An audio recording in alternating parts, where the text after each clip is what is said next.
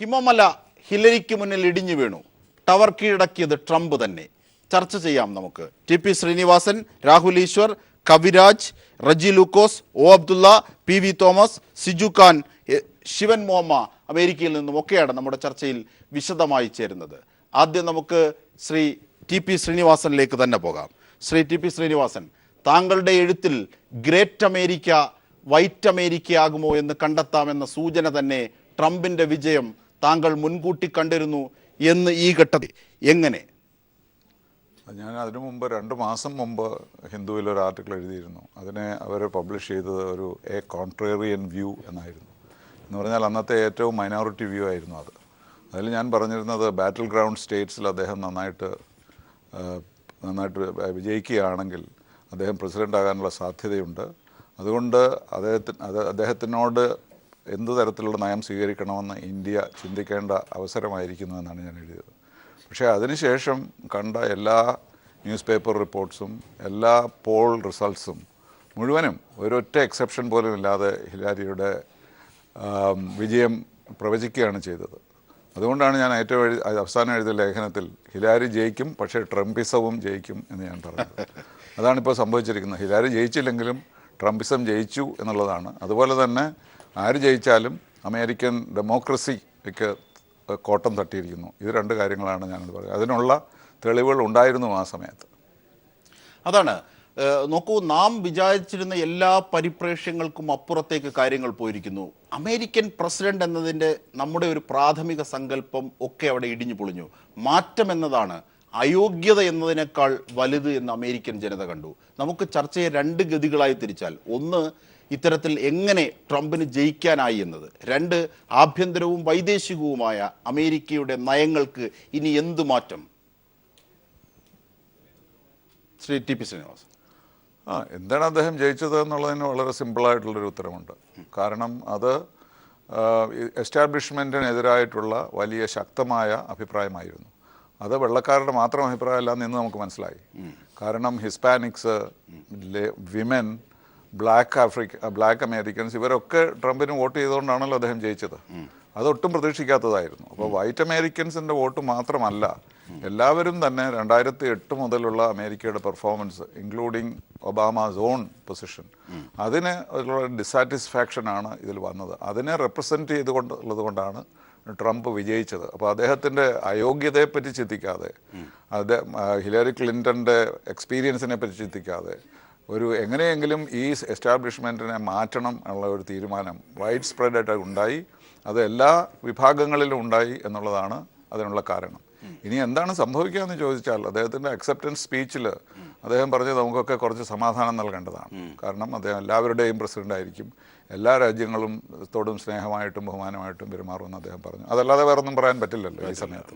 അപ്പോൾ അതുകൊണ്ട് അദ്ദേഹം നേരത്തെ എടുത്തിരുന്ന anti Muslim, anti Hispanic, anti വട്ടവർ and pro Soviet union, Russia, ഇതൊക്കെ ഒന്ന് ടെമ്പർ ചെയ്തിട്ട് ഒരു റിയാലിറ്റിയിലേക്ക് അദ്ദേഹം വരുമെന്നൊക്കെ പ്രതീക്ഷിക്കാം. കാരണം അദ്ദേഹത്തിൻ്റെ ഉപദേശകർ എങ്ങനെ നൽകുന്നു, സിസ്റ്റം, ചെക്സ് ആൻഡ് ബാലൻസ് ധാരാളം ഉണ്ടല്ലോ. അപ്പോൾ അതെല്ലാം കൊണ്ട് നമുക്ക് ആശിക്കാവുന്നത് അദ്ദേഹം ഇതെല്ലാം മാറ്റിവെച്ചിട്ട് തിരഞ്ഞെടുപ്പ് കഴിഞ്ഞപ്പോൾ അദ്ദേഹം ഒരു നല്ല പ്രസിഡൻ്റായി വരട്ടെ എന്ന് നമുക്ക് ആശിക്കാം. ശരിയാണ്. പക്ഷേ ഒരുപാട് പ്രതീക്ഷകളാണ് ചൈനയെ സംബന്ധിച്ച്, പാകിസ്ഥാനെ സംബന്ധിച്ച്, ഇന്ത്യയുമായി. ഇവിടെ Vishwa Hindu പരിഷത്തുകാർ bill ക്ലിൻ്റൻ്റെ Hillary ക്ലിൻ്റൻ്റെ poster വരെ കത്തിച്ചു ഒരു ഘട്ടത്തിൽ.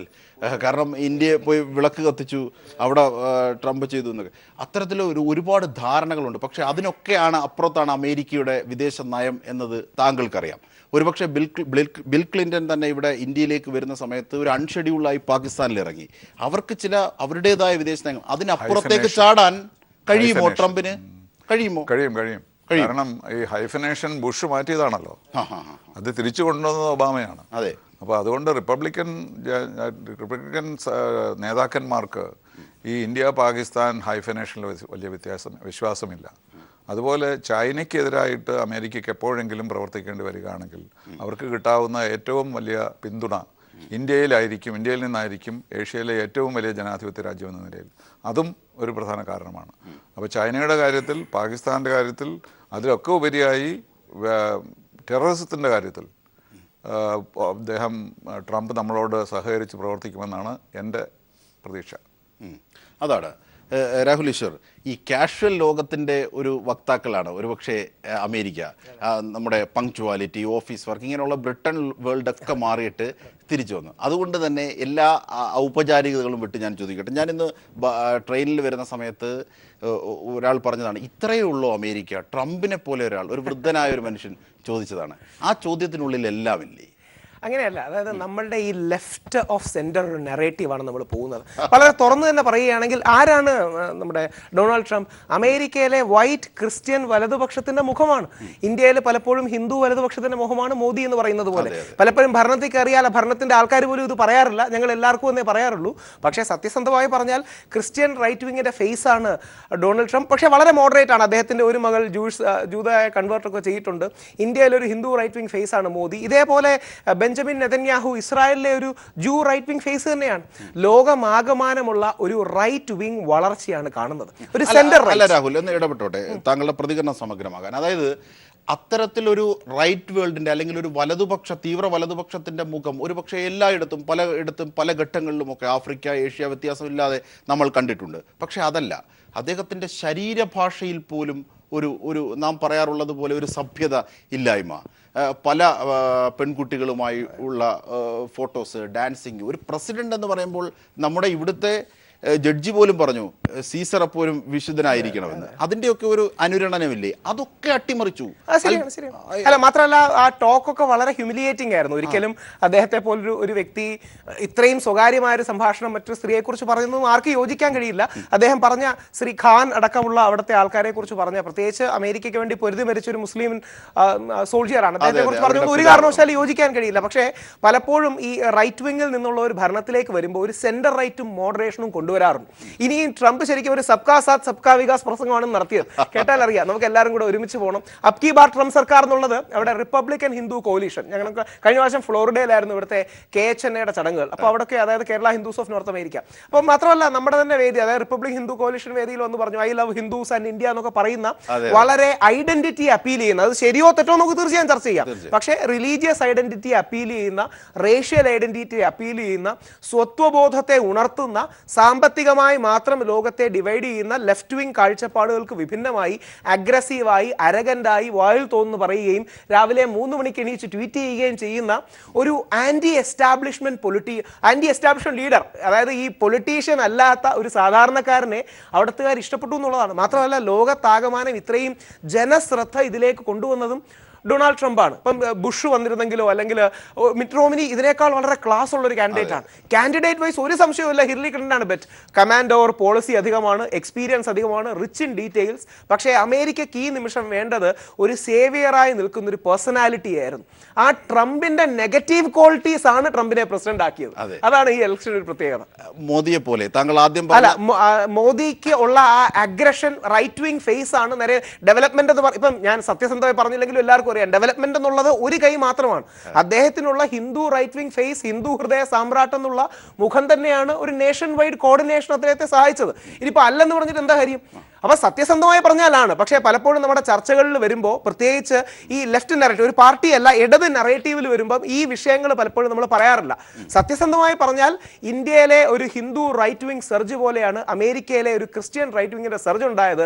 അതുകൊണ്ട് തന്നെ ഒരു പക്ഷേ ഇത് നല്ലൊരു ബാലൻസ് ഗ്രൗണ്ടിലേക്കും ഒരു ഗ്ലോബൽ ന്യൂ കോalitionലേക്കും പോകാനുള്ള സാധ്യതയുണ്ട്. ഉണ്ട് തീർച്ചയായും. കവിരാജിലേക്കും റജി ലൂക്കസിലേക്കും എത്തുന്നതിന് മുമ്പ് ശിവൻ മോഹമ്മ അമേരിക്കയിൽ നിന്ന് തന്നെ നമ്മോടൊപ്പം ചേരുകയാണ്. ശ്രീ ശിവൻ മോഹമ്മ, അതായത് ലോക്ക് ഹർ അപ്പ് എന്ന സ്ലോഗൻ പാടിക്കൊണ്ടാണ് ഒരുപക്ഷെ റിപ്പബ്ലിക്കൻ പാർട്ടിയുടെ പല ക്യാമ്പയിനും ആരംഭിച്ചത് അത്രേ. അങ്ങനെയുള്ള ഒരാൾ 3 ഭാര്യമാരെ എനിക്ക് ഒരുപോലെ നോക്കാനാകുന്നു, ഇത്തരത്തിൽ നാം കേട്ടിട്ടില്ലാത്ത, പൊളിറ്റിയിൽ കേട്ടിട്ടില്ലാത്ത തരത്തിലുള്ള വാചകങ്ങളൊക്കെ പറഞ്ഞ ഒരാൾ അമേരിക്കൻ പ്രസിഡന്റായതിൻ്റെ ആശ്ചര്യം ലോകത്തോടൊപ്പം ഞങ്ങൾക്കുമൊക്കെ ഉണ്ട്. എങ്ങനെയാണ് അവിടം അമേരിക്കയുടെ ആ മൂഡ് ചേഞ്ചിനെ കുറിച്ച് എങ്ങനെയാണ് അവിടെ ചർച്ച പുരോഗമിക്കുന്നത്? ഇതിപ്പോഴും ഞങ്ങൾക്ക് ആർക്കും വിശ്വസിക്കാൻ പറ്റാത്ത ഒരു വിജയമാണ് ഡൊണാൾഡ് ട്രംപിന് ലഭിച്ചത്. ഒരുപക്ഷെ അമേരിക്കയിലെ ഭൂരിഭാഗം ജനങ്ങളും ഒരിക്കലും ഡൊണാൾഡ് ട്രംപ് പ്രസിഡന്റ് ആവത്തില്ല എന്ന് വിചാരിച്ചിരുന്നു എന്നാണ് എനിക്ക് തോന്നുന്നത്. പക്ഷേ എനിക്ക് തോന്നുന്നു ഒരു ചേഞ്ച് അമേരിക്കയ്ക്ക് ആവശ്യമാണ് എന്നുള്ള ഒരു തോന്നലായിരിക്കാം ഇപ്പോൾ ഈ ഒരു രീതിയിലേക്ക് ട്രംപിനെ കൊണ്ട് എത്തിച്ചത്. ചിലപ്പോൾ അദ്ദേഹം കൊണ്ടുവന്നു കഴിഞ്ഞാൽ ഇപ്പൊ നേരത്തെ രാഹുൽ പറഞ്ഞതുപോലെ ഒരു സേവിയർ, അതായത് ഒരു ഇൻസെക്യൂരിറ്റി ഫീൽ ചെയ്യുന്നുണ്ട് അമേരിക്കയിൽ. ഇപ്പൊ ടെററിസം അതുപോലെയുള്ള ചില ഇന്റേണൽ പ്രോബ്ലംസ് ഇപ്പൊ കഴിഞ്ഞ വർഷങ്ങളിൽ 1-2 വർഷങ്ങളിലായിട്ട് ഡൊമസ്റ്റിക് ടെററിസം ഒരുപാട് വളർന്നു അമേരിക്കയിൽ. അപ്പോൾ ഇവിടുത്തെ കോൺസ്റ്റിറ്റ്യൂഷന്റെ 2nd അമെൻഡ്മെന്റ് വെച്ച് അമേരിക്കയിലെ എല്ലാവർക്കും സ്വയം രക്ഷയ്ക്കായിട്ട് ഗൺ സൂക്ഷിക്കാം. ഒരുപക്ഷെ ചിലപ്പോൾ അതായിരിക്കാം അതിന് പ്രധാന കാരണം. അപ്പൊ അതിനെതിരെ ഒരു ഇൻസെക്യൂരിറ്റി അവിടെ വന്നിട്ടുണ്ട്. അപ്പൊ ആ ഇൻസെക്യൂരിറ്റിക്ക് ഇപ്പം ട്രംപ് അധികാരത്തിൽ വന്ന ഉടനെ അദ്ദേഹം പറഞ്ഞത്, ഞാൻ ആദ്യം ചെയ്യാൻ പോകുന്നത് ഇവിടുത്തെ ഐസിസ് എന്ന് പറയുന്ന ടെററിസ്റ്റ് ഗ്രൂപ്പിനെ ഉന്മൂലനം ചെയ്യും എന്നാണ് പറഞ്ഞത്. അപ്പോൾ അങ്ങനെയുള്ള ചില കാര്യങ്ങൾ ഇപ്പം ഇവിടെ ഇപ്പൊ ഇന്റേണലായിട്ട് പറഞ്ഞു കഴിഞ്ഞാൽ അമേരിക്കൻ ജനതയ്ക്ക് ഏറ്റവും അനുകൂലമായി വരുമെന്ന് വിചാരിച്ചിരുന്ന ഒബാമ കെയർ, അതായത് ബറാക് ഒബാമയുടെ ഏറ്റവും സ്വപ്ന തുല്യമായ ഒരു പദ്ധതിയായിരുന്നു ഒബാമ കെയർ. അദ്ദേഹം നടപ്പിലാക്കി. പക്ഷേ അതിന്റെ പൂർണ്ണ വിജയത്തിൽ എത്തിക്കാൻ ഒബാമയ്ക്ക് സാധിച്ചില്ല. അത് അഫോർഡബിൾ അല്ല. ഇത് അഫോർഡബിൾ കെയർ ആക്ട് എന്നാണ് പറഞ്ഞിരുന്നത്, അഫോർഡബിൾ അല്ല.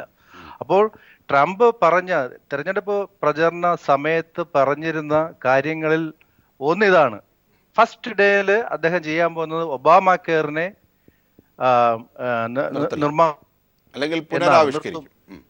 പുനരാവിഷ്കരിക്കും എന്നാണ് പറഞ്ഞത്. അപ്പം അതുപോലെ ഇല്ലീഗൽ ഇമിഗ്രൻസിനെതിരെ ശക്തമായിട്ട് പോരാടും എന്ന് അദ്ദേഹം പറഞ്ഞു.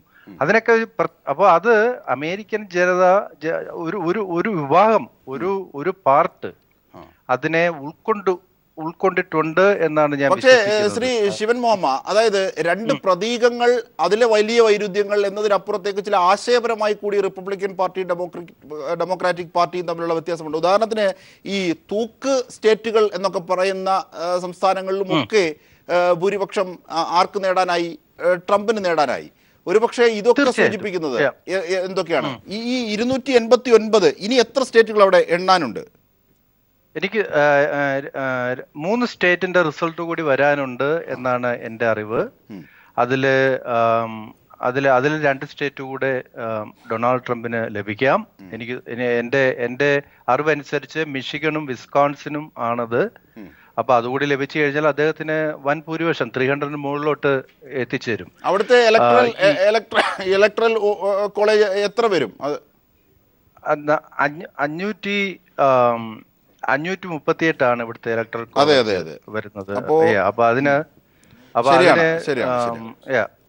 അതിന് 270 വേണം പ്രസിഡന്റ് ആകാനുള്ള നമ്പർ.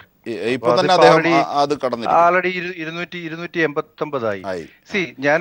ഹൗസ് റിസൾട്ടും സെനറ്റ് റിസൾട്ടും ഒക്കെ ഇത്തരത്തിൽ 2006 ശേഷം ഇങ്ങനെ റിപ്പബ്ലിക്കൻ പാർട്ടിക്ക് അനുകൂലമായി വരുന്നത്, ഇതൊക്കെ എങ്ങനെയാണ്, എന്തിനെയാണ് വായിച്ചെടുക്കേണ്ടത്? താങ്കൾ പറഞ്ഞത് ഈ മാറ്റം എന്നതിലേക്ക് എല്ലാ ജനങ്ങളും ഒന്നിച്ചു നിന്നു എന്നതാണോ? അതോ ഒരു ഇവിടുത്തെ രാഷ്ട്രീയത്തിന്റെ ഒരു പരിപ്രേക്ഷ്യത്തിൽ സംസാരിച്ചാൽ വൈറ്റ് കൺസോൾട്ടേഷൻ എന്നൊക്കെ പറയാമോ? എക്സാക്ട്ലി. ഓക്കെ, കഴിഞ്ഞ ദിവസങ്ങളിൽ നടന്ന ഈ ഇലക്ഷനിൽ ഏറ്റവും കൂടുതൽ വോട്ട് നമ്മൾ എല്ലാവരും നോക്കിയിരുന്നത് ലാറ്റിനോസ്, ഹിസ്പാനിക് വോട്ട് അല്ലെങ്കിൽ ബ്ലാക്ക് അമേരിക്കൻസിന്റെ വോട്ട് ഒരുപാട് വർദ്ധിക്കും എന്നാണ് നമ്മൾ വിചാരിച്ചിരുന്നത്. ലാറ്റിനോസിന്റെ വോട്ടിൽ എണ്ണം വർദ്ധിച്ചുവെങ്കിലും ബ്ലാക്ക് അമേരിക്കൻസ്, പണ്ട് ഒബാമ മത്സരിച്ച സമയത്ത് ബ്ലാക്ക് കമ്മ്യൂണിറ്റി ഒന്നടങ്കം രംഗത്ത് വന്ന് പുള്ളിക്ക് അനുകൂലമായിട്ട് വോട്ട് ചെയ്തിരുന്നു. പക്ഷെ ഈ പ്രാവശ്യം ആ ഒരു ട്രെൻഡ് നമ്മൾ കണ്ടില്ല. പക്ഷെ അതിന് പകരം മറ്റൊന്ന് നമ്മൾ കണ്ടു, വൈറ്റ്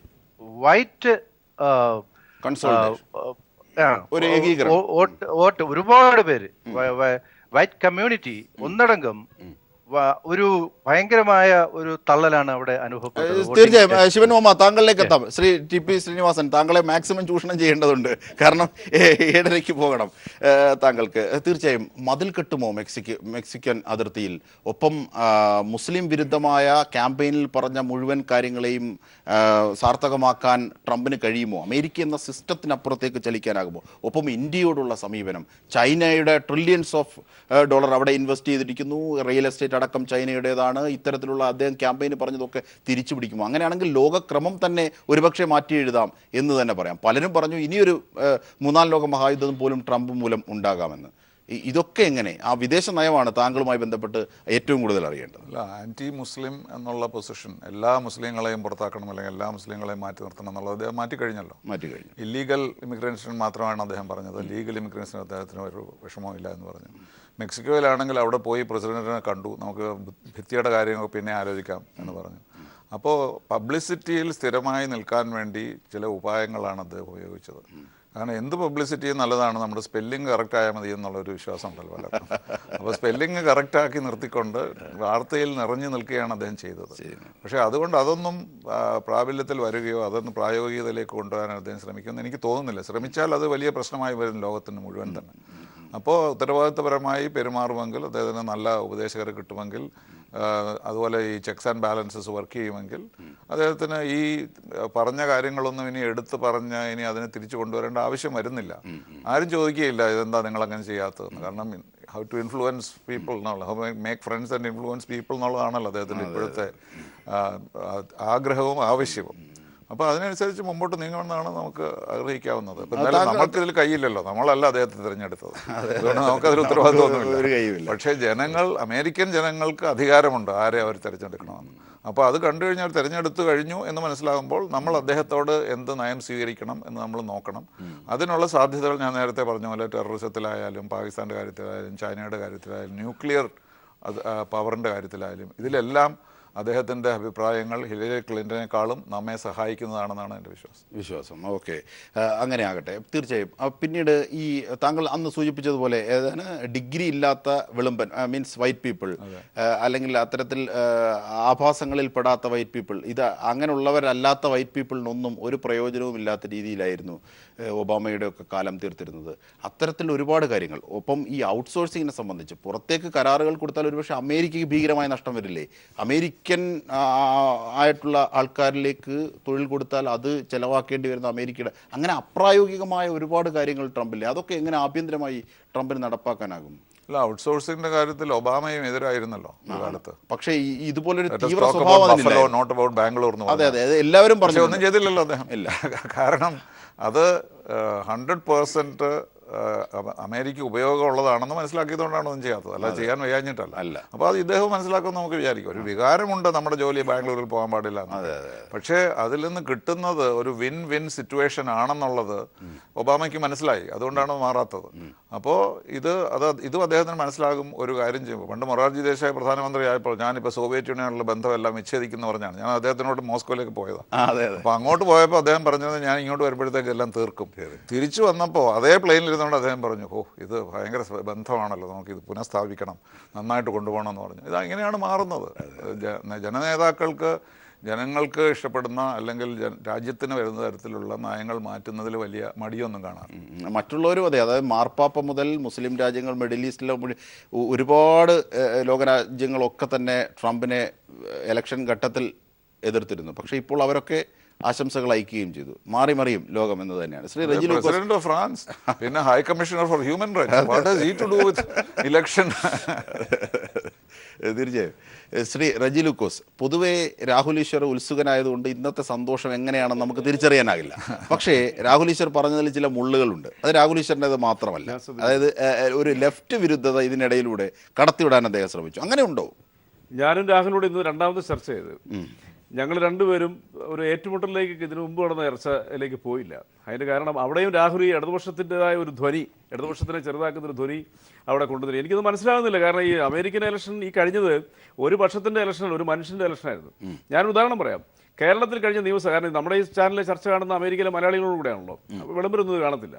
അപ്പോൾ നമ്മൾ മനസ്സിലാക്കേണ്ടത് കേരളത്തിലെ കഴിഞ്ഞ നിയമസഭാ ഇലക്ഷനിൽ LDF ഭരണത്തിലേറാനുള്ള സാധ്യതകൾ കുറവാണെന്നും അങ്ങനെ വന്നാൽ പോലും 72-73 സീറ്റ് കിട്ടുള്ളെന്നും പറഞ്ഞ് ഇവിടുത്തെ 99% മാധ്യമങ്ങൾ ഇവിടെ കൊണ്ടാഘോഷിച്ചു എന്ന് പറഞ്ഞാൽ ലോകത്തിലെ പ്രമുഖ മാധ്യമങ്ങളെല്ലാം നാണം കെട്ട ദിവസമായിരുന്നു. ഇന്നിപ്പോൾ ഒരു വാർത്ത, ഇപ്പോൾ 5 മിനിറ്റ് മുമ്പ് എൻ്റെ ഒരു അമേരിക്കയിലെ സുഹൃത്ത് തന്നെ വിളിച്ചു പറഞ്ഞു, ന്യൂസ് വീക്ക് ലോകത്തിലെ ഏറ്റവും കൂടുതൽ ഫേമസ് ആയ 2ാമത്തെ മാഗസിൻ ടൈം കഴിഞ്ഞാൽ അതിൻ്റെ പേജിലെ മുഖ്യ ലീഡിംഗ് വാർത്തയല്ല പുറം പേജ്, കവർ പേജ് ഡിസൈൻ ചെയ്തിരിക്കുന്നത് മാഡം പ്രസിഡന്റ് എന്നാണ്. പക്ഷെ നിർഭാഗ്യവശാൽ ഇന്ന് വൈകുന്നേരം 4 മണിക്ക് റിലീസ് ചെയ്യേണ്ട ന്യൂസ് വീക്ക് അവർക്ക് റിലീസ് ചെയ്യാൻ പറ്റിയില്ല. കാരണം അറിയോ, മാഡം പ്രസിഡന്റ് ആണെന്നുള്ള അവർ നേരത്തെ തന്നെ തീരുമാനമെടുത്ത് കഴിഞ്ഞു. അമേരിക്കയിലെ സോക്കോൾഡ് മാധ്യമങ്ങൾ മുഴുവനും, ലോകത്തിലെ മാധ്യമങ്ങൾ, കേരളത്തിലെ ടെലിവിഷൻ മാധ്യമങ്ങൾ ഏതാണ്ട് 90%, കൈരളി അതിൻ്റെ അപവാദം, കാരണം നമ്മൾ 5 ദിവസമായിട്ട് ഈ ചർച്ച ചെയ്യുന്നുണ്ട്, എല്ലാം റിപ്പോർട്ട് ചെയ്ത് ഹിലാരി ജയിക്കും. പക്ഷേ ഒരു സാധാരണക്കാരൻ്റെ മനസ്സിൽ, അമേരിക്കയിൽ ജീവിക്കുന്ന അമേരിക്കൻസിൻ്റെ മനസ്സിനെ അഡ്രസ്സ് ചെയ്യാൻ പറ്റി. ഇയാളുടെ വാക്കുകൾ അവിടുത്തെ മനുഷ്യർ ഏറ്റെടുത്തു. അദ്ദേഹം പറഞ്ഞ മുഴുവൻ കാര്യങ്ങളും ഒരു ഗെയിം പ്ലാനിൽ തന്നെ നടത്തിയതാണ്. അദ്ദേഹം വിഡ്ഢിത്തരം പറയണമെന്നൊക്കെ നമ്മൾ അവകാശപ്പെട്ടതാണ്. ഈ പറയുന്ന ട്രംപ് അമേരിക്കൻ ജനതയുടെ ഭീതിയെ ശരിക്കും മുതലെടുത്തു. രണ്ടാമത്തെ കാര്യം, നേരത്തെ ഇവിടെ TP ശ്രീനിവാസനാണെന്ന് തോന്നുന്നു പറഞ്ഞത്, വെള്ളക്കാരുടെ കൺസൾട്ടേഷൻ അമേരിക്കയിലുണ്ട്. ഞാനത് 2 ദിവസം കൂടെ പറഞ്ഞത്. കാരണം എന്താ വെച്ചാൽ ലാറ്റിൻ അമേരിക്കൻ കമ്മ്യൂണിറ്റിയുടെയും ഏഷ്യൻ വംശജരുടെയും അങ്ങോട്ടുള്ള കുടിയേറ്റം അതിപ്രസരിച്ചതിൻ്റെ ഫലമായിട്ട് കാലങ്ങളായിട്ട് അമേരിക്കയിലെ അപ്പർ ഹാൻഡുള്ള വൈറ്റ്സിന് തങ്ങളുടെ അപ്പർ ഹാൻഡ് നഷ്ടപ്പെടുന്ന ഒരു ഭീതി അമേരിക്കയിൽ കഴിഞ്ഞ 4-5 വർഷമായിട്ടുണ്ടായിരുന്നു.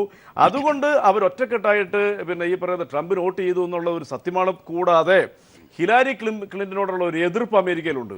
ആ എതിർപ്പും ഈ ട്രംപിന് അനുകൂലമായിട്ട് മാറി. അതുകൊണ്ട് ഡൊണാൾഡ് ട്രംപ് എന്ന് പറയുന്ന ആൾ ഇന്ന് ലോകത്തിൽ അമേരിക്കൻ പ്രസിഡന്റ് പദത്തിലേക്ക് അടുത്തിരിക്കുന്നതിൻ്റെ കാരണം അമേരിക്കയിലെ ജനങ്ങളുടെ മാനസിക വികാരത്തെ കൃത്യമായിട്ട് ചൂഷണം ചെയ്ത ഒരു വ്യക്തിയാണ്. റിപ്പബ്ലിക്കൻ പാർട്ടിയുടെ അദ്ദേഹത്തിനോടൊപ്പം നിന്ന ഉന്നത നേതാക്കൾ പോലും അദ്ദേഹത്തിന് കൈയൊഴിഞ്ഞപ്പോൾ സ്വന്തമായിട്ട് ഫൈറ്റ് ചെയ്തുകൊണ്ട് അദ്ദേഹത്തിനെതിരെ ഹിലാരി ക്ലിന്റന്റെ ക്യാമ്പ് പുറപ്പെടുവിച്ച ഏറ്റവും മോശമായ 4 കമന്റുകളിൽ ഏറ്റവും ലോകം ശ്രദ്ധിച്ചത് അദ്ദേഹം ഒരു സ്ത്രീ വിരുദ്ധനാണ്. കൂടാതെ സ്ത്രീകളോടൊപ്പം ഏറ്റവും കൂടുതൽ ലൈംഗിക സ്വാതന്ത്ര്യം അനുഭവിക്കുന്ന അമേരിക്കയിൽ വിരോധാഭാസം എന്ന് പറയട്ടെ, ഹിലാരി ക്ലിന്റൺ പുറത്തിറക്കിയിരിക്കുന്ന ആ ക്യാമ്പ് പറഞ്ഞിരിക്കുന്ന കാര്യങ്ങൾ അദ്ദേഹം ലൈംഗികപരമായിട്ട് ഏറ്റവും മോശമായ രീതിയിലുള്ള മനുഷ്യരാണെന്നുള്ളതാണ്. പല സ്ത്രീകളുമായിട്ട് അദ്ദേഹത്തിന് ബന്ധമുണ്ടെന്ന് പറഞ്ഞു. 12 മോഡലുകളെ രംഗത്തിറക്കി അമേരിക്കയിലെ വിവിധ മേഖലകളിൽ. ഇവരെല്ലാവരും പറയുന്നത് എന്തുകൊണ്ടാണ്, ഞങ്ങളെ ചൂഷണം ചെയ്തിരിക്കുന്നു ട്രംപ്. അപ്പൊ മൊറാലിറ്റിയെ പിടിച്ചുകൊണ്ട് ഈ പറയുന്ന ഞാൻ അതിലേക്ക് വരുന്നത്, രാഹുൽ ഞാൻ പൂർത്തീകരിക്കട്ടെ, അല്ലെങ്കിൽ എന്റെ സംസാരത്തിൽ തെറ്റിദ്ധരിച്ചു പോകും.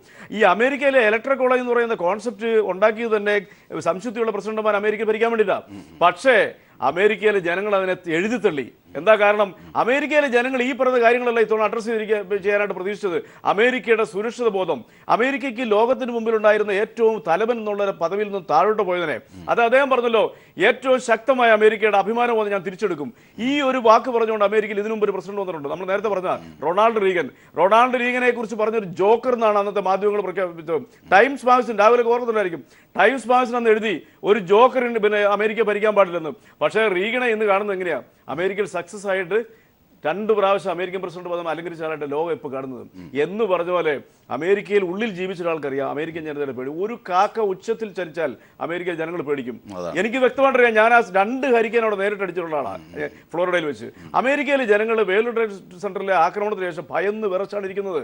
തങ്ങൾ സുരക്ഷിതരല്ല എന്നൊരു ബോധമുണ്ട്. ഈ ഒബാമയുടെ ഭാഗത്തു നിന്നുണ്ടായിരിക്കുന്ന പല നടപടികളും അന്തർദേശീയ തലങ്ങളിൽ അദ്ദേഹത്തിനൊരു നല്ല ഗ്ലാമർ ഉണ്ടാക്കി കൊടുത്തു. അതുപോലെ ഈ കോണ്ടനാമോ തടവറ അദ്ദേഹം ക്ലോസ് ചെയ്തത്, ഇറാഖിൽ നിന്ന് അവരുടെ യുവ സൈനികരെ വിഡ്രോ ചെയ്തൊക്കെ അന്തർദേശീയ ഗ്ലാമർ ഉണ്ടാക്കി. പക്ഷേ ഇൻസൈഡ് ഓഫ് അമേരിക്ക ഈ കറുത്ത വർഗ്ഗക്കാരനായ ഒബാമയ്ക്ക് ആദ്യത്തെയും 2ാമത്തെയും ഘട്ടത്തിലും കൊടുത്ത വാക്ക് ഓവർ അവസാന നാളുകളിലെ 2 വർഷം കൊണ്ട് അദ്ദേഹത്തിന്റെ ഇമേജ് പോയി. അവിടെയാണ് ഈ ഹിലാരി ക്ലിന്റനെ ഡെമോക്രാറ്റിക് കക്ഷിയോടുള്ള അവിടുത്തെ നാട്ടുകാരുടെ ആ ജനങ്ങളുടെ എതിർപ്പും ഈ ട്രംപ് അമേരിക്കൻ ജനതയെ അഡ്രസ് ചെയ്ത സാധാരണക്കാരന്റെ ഭാഷ. നമ്മളെല്ലാം അവിടെ സംസാരിക്കുന്നത് എന്താ, ട്രംപ് സംസാരിക്കുന്ന ഭാഷകളിൽ വ്യത്യാസം, അദ്ദേഹം ഉപയോഗിക്കുന്ന ഗ്രാമർ വ്യത്യാസം. C that is foolishness.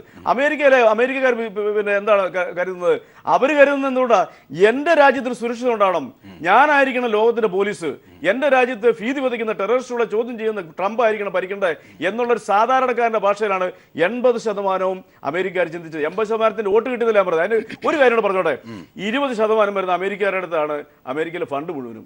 80% ഗ്രാമീണരെന്ന് പറയുന്നുണ്ട്. നമ്മൾ ഈ പറയുന്ന ഈ പിന്നെ കൗബോയ്സിനെ പോലെ നടക്കുന്ന അമേരിക്കക്കാരെന്ന് പറഞ്ഞാൽ ഈ തിങ്കൾ മുതൽ വെള്ളിയാഴ്ച വൈകുന്നേരം 6 മണി വരെ 40 മണിക്കൂർ ജോലി ചെയ്യും. പിന്നെ വെള്ളിയാഴ്ച വൈകിട്ട് മുതൽ തിങ്കളാഴ്ച രാവിലെ വരെ അർമാദിക്കുക, പച്ചമലയാളത്തിൽ പറഞ്ഞാൽ.